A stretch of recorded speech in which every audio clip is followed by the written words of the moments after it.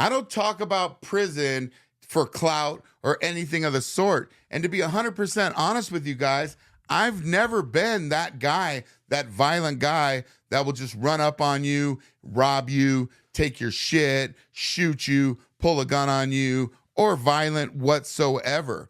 I ended up doing my time because I was just trying to survive.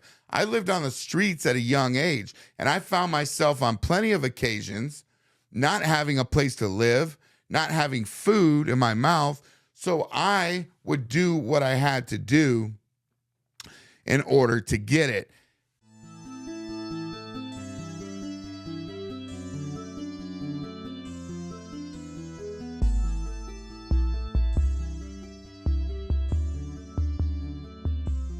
So when I talk about prison, I'm just telling you guys what I've been through so you don't make the same mistakes as I did. But one thing that's really important to me, and that is to be honest. So when I talk about these other creators that are talking about prison and trying to make themselves out to be these bad motherfuckers, well, it's because they're not telling the truth and not being truthful. And I can see it because I've been there, done that. And I know that's not how things work. So I'm not trying to gangbang on these guys or anything of the sort, but I see what they're doing. I see that they're basically glorifying the fact that they went to prison and they were these shot callers, and they come out and they perceive themselves as this person and then scam people out of all their money that believe them. And that's the only reason that I call them out, because I will be the first one to tell you that I wasn't that guy. I never hurt anybody unless I had to protect myself in order to survive, because once you get into the prison system, you have to survive. You don't have a choice. It's either you or them. Because there are animals in there. And when you have these organizations that are in the prison system, it's the same as the organizations on the outside. You have a group of individuals who use other individuals for their gain.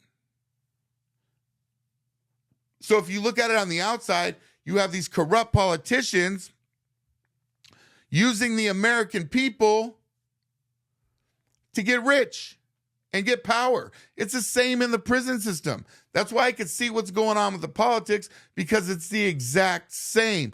And it's a no-win situation for you.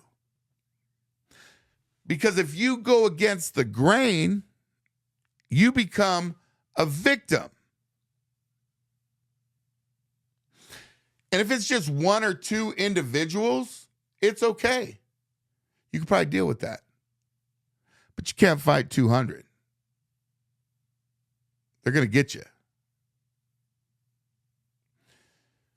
So, I'm not this high power guy. I mean, I thought I was for a while when I was going up in there. But I was just a kid. But I never intentionally hurt nobody or wanted to hurt anybody. Ever. Never wanted to do anything of the sort. Just wanted to live a good life and be home. I always wanted kids, and I got my wish. I got to the point where I was done with it and straightened my whole life out. Became a whole different person. And that's what I'm preaching to you. Prison's not a joke, but it'll turn you into something that you never wanted to be, and you'd have to do things in there that you never thought in your life that you would ever do.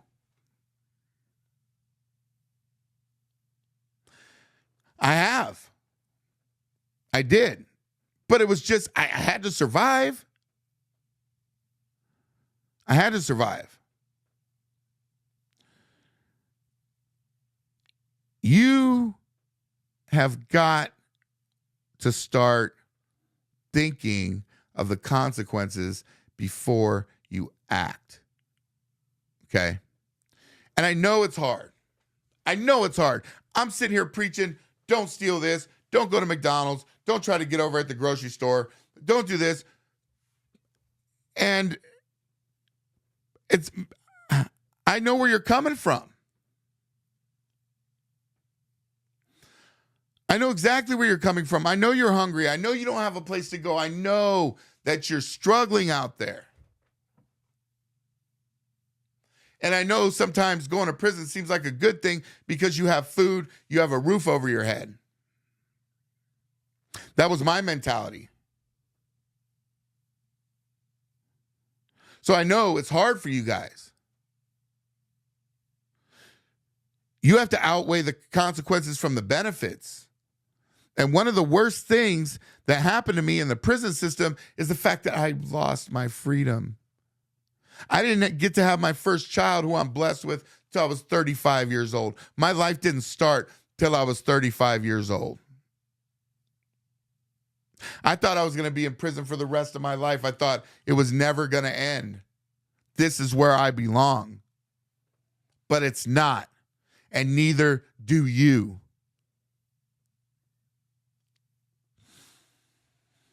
You have to embrace your pain and strength through struggle. Strength through struggle. You could do it. You just got to try hard enough. There's assistance out there if you need it.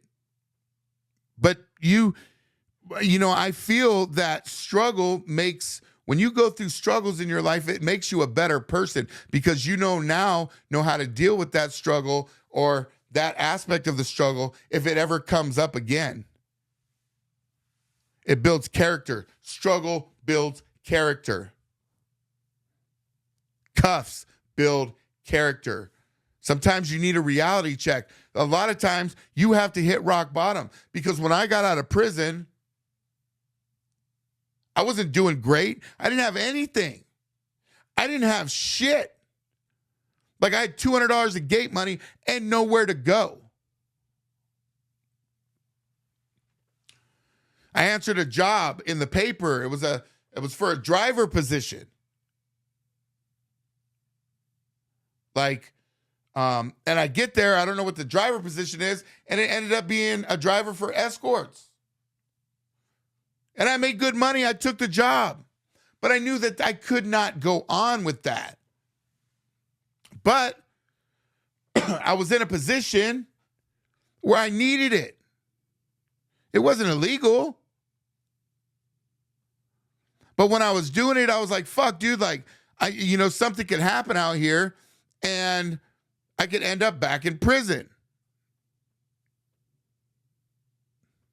So I used that money, kept that money, and as I kept moving on, I kept moving forward until I found something that I was actually good at and that I could do. Because you can't come out of prison at 35 years old and expect that you are going to be able to live, especially in this economy, a life and a decent life and with making the money that they want to give you. You know, you have to get out there and you have to persevere and you have to give it everything that you have. And I know some of you might be listening right now and you're in a fucked up position. You don't have anywhere to go or you're on or addicted to drugs.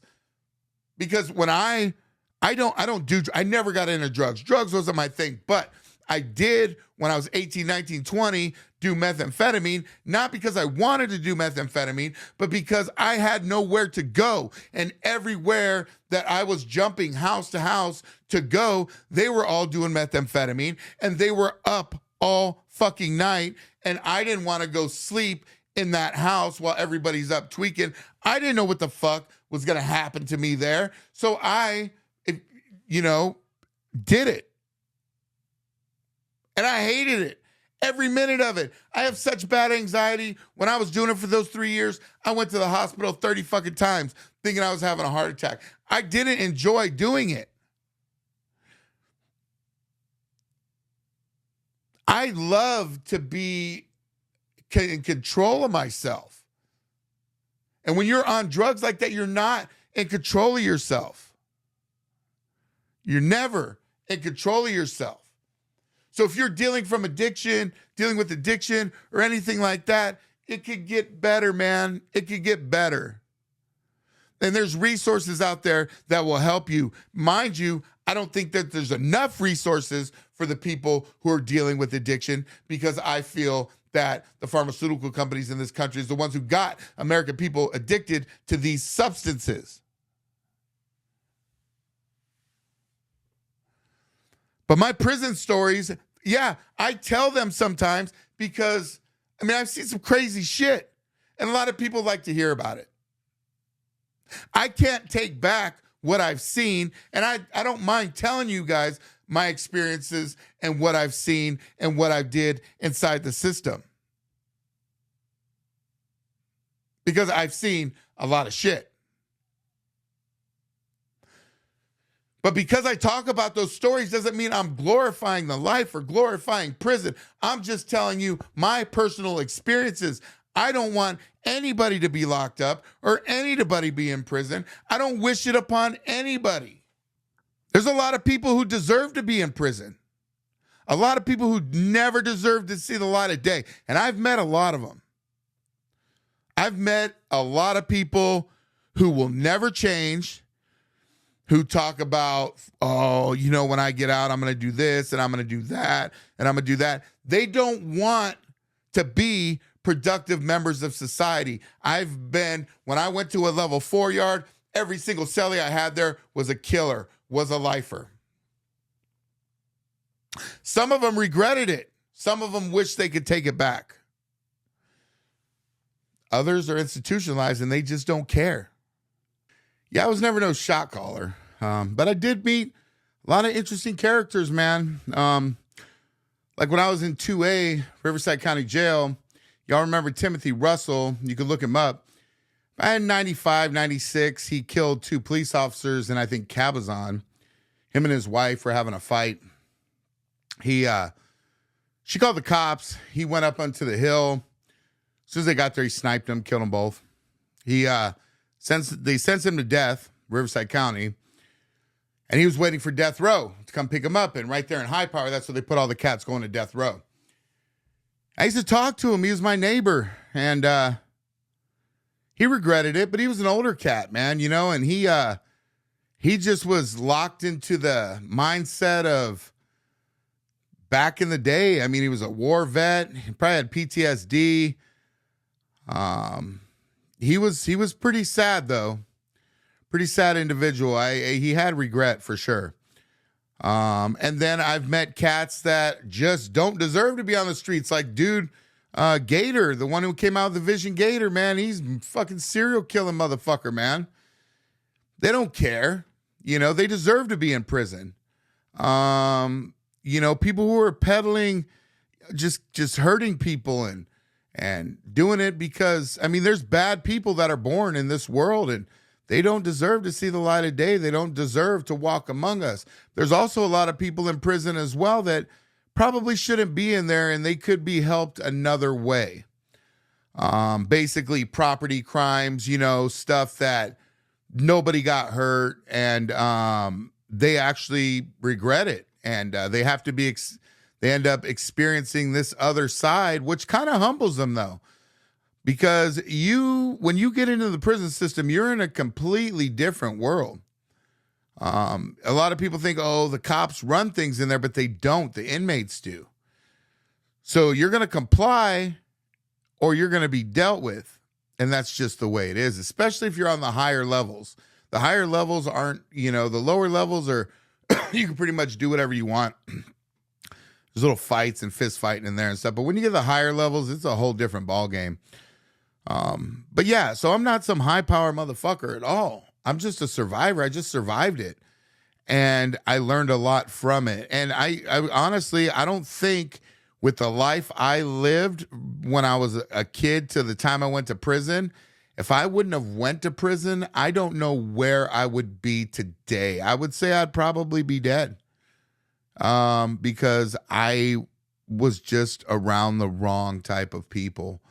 And I've seen some shit that I don't even want to talk about happen on the streets and on the inside. Well, I'll tell you the stories from the inside, but on the outside, these people, especially the tweakers in the Fontana, Riverside, San Bernardino area, the biker. I mean, it's all bad. I've seen some pretty crazy shit. I've seen people lose their fucking mind. You know, on the outside, you know, I've had friends that were, I mean, so many friends that were murdered, and killed.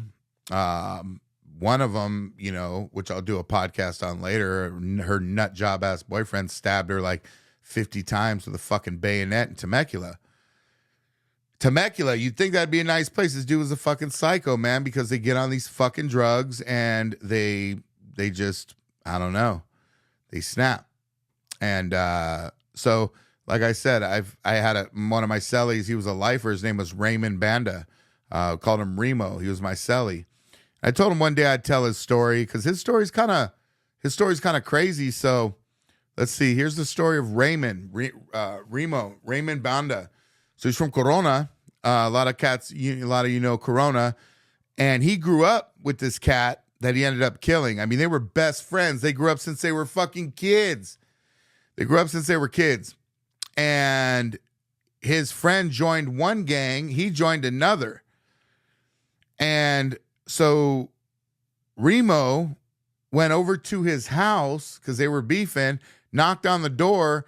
His friend's sister answered the door, and she knows Remo. So she's like, what's up? He's like, you know, Remo's like, well, where's so-and-so? And she's like, he's not here, because she already knew that they were beefing. And then he came up behind his sister, and Remo put a whole clip in him, killed him right there inside his house in front of his sister. And then he jumped out and took off to Mexico. And then he told me he was selling paintings down in like Mexico City on the corner. And he said some lady came up to him and she was just asking a bunch of crazy questions about the paintings and stuff like that. She was an American lady. He said she kind of felt suspicious. And they fucking, the next day, he went down there on his way to work where his paintings were. They fucking gaffled him up, kidnapped him, threw him in the trunk of the car, and brought him back over to the United States. They were bounty hunters. He ended up getting 25 to life. I don't know if he's still in there. I haven't checked on him, but he was my cellie in 1996. He got 25 to life, so 96, 2006, 16. So I don't know. Yeah, 25 to life, so I don't know if he's up for parole or anything like that, or if he made it out. But he was a good dude, man, and he regretted what he did. But he couldn't take it back, you know.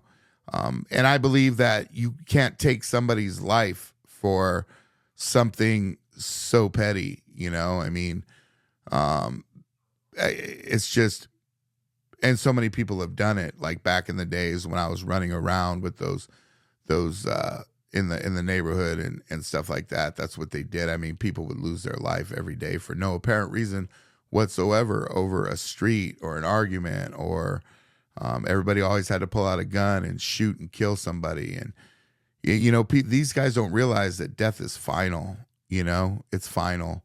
There's no coming back from that.